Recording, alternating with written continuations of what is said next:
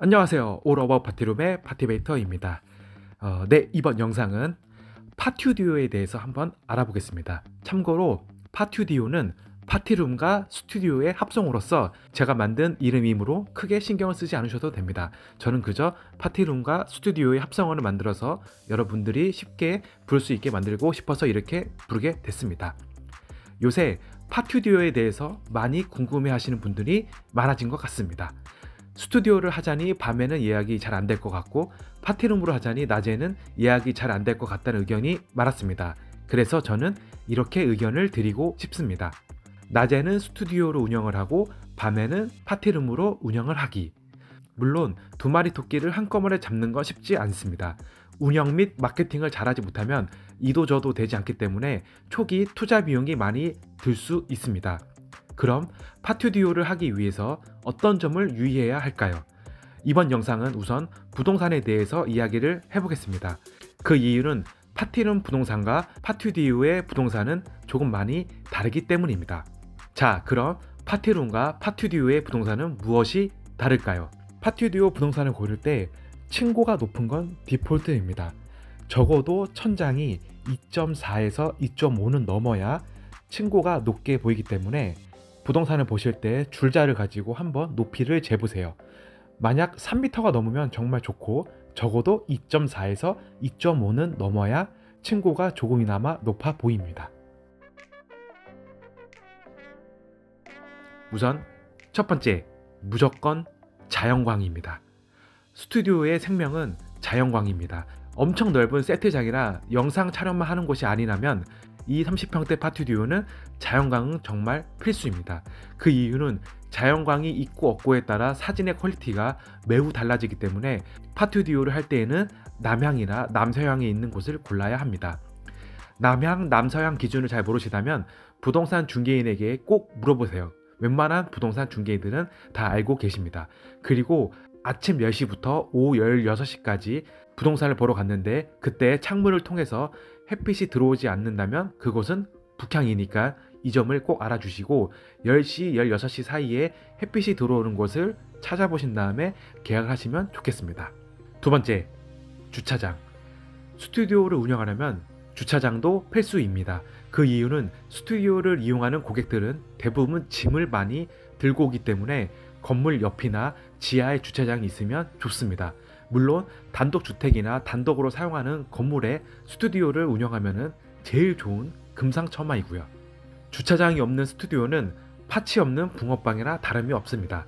예약을 하는 과정에서 대부분 주차장 유무에 대해서 고객분들이 물어보기 때문에 만약 주차장이 없다면 고객은 다른 곳으로 예약을 할 가능성이 매우 높아집니다. 만약 몇 군데 부동산을 보고 있는데 주차장 비용으로 10만원을 월세를 더 내야 한다면 10만원을 더 내더라도 주차장이 있는 곳을 선택해 주세요.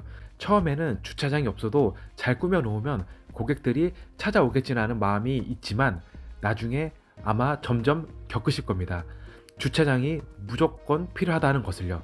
왜냐하면 위에도 언급했듯이 스튜디오를 이용하는 사람들은 짐이 많습니다. 그리고 조명도 그렇고 조명, 카메라, 옷, 기타 소품들이 많기 때문에 스튜디오는 정말 주차장이 필요합니다.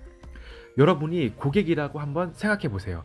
같은 가격이면 주차장이 있는 곳으로 가시겠습니까? 아니면 없는 곳으로 가서 내 사비로 주차비를 내고 짐을 들고 이동을 하고 싶으십니까? 이미 정답은 나와 있습니다. 그리고 세 번째, 엘리베이터.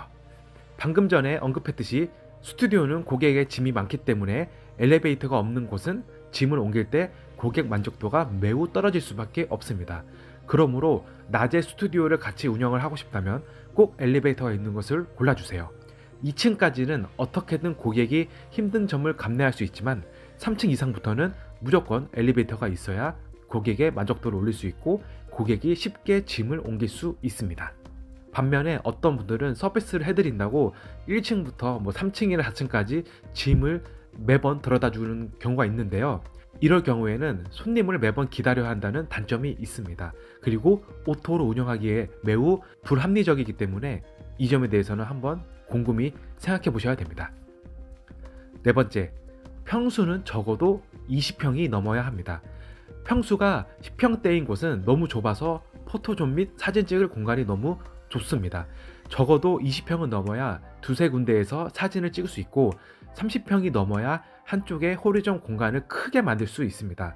물론 작은 호리존 공간을 만들어서 20평대에도 운영을 할 수 있지만 호리존 공간까지 같이 하고 싶다면 저는 30평대는 넘어야 한다고 생각합니다.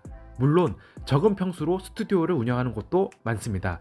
그런데 요새 스튜디오가 엄청 많이 생기고 있기 때문에 점점 가성비의 메리트는 잃고 있습니다.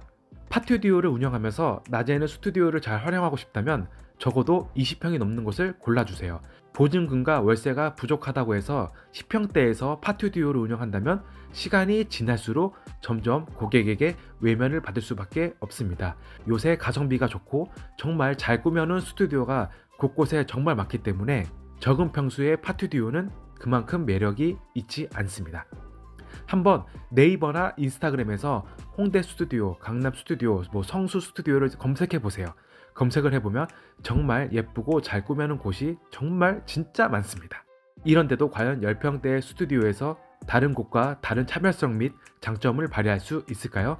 저는 많이 힘들다고 보기 때문에 파튜디오를 운영하고 싶다면 적어도 20평이 넘는 곳을 해야 한다고 생각합니다. 네, 이번 영상은 파튜디오 부동산에 대해서 한번 알아보았는데요.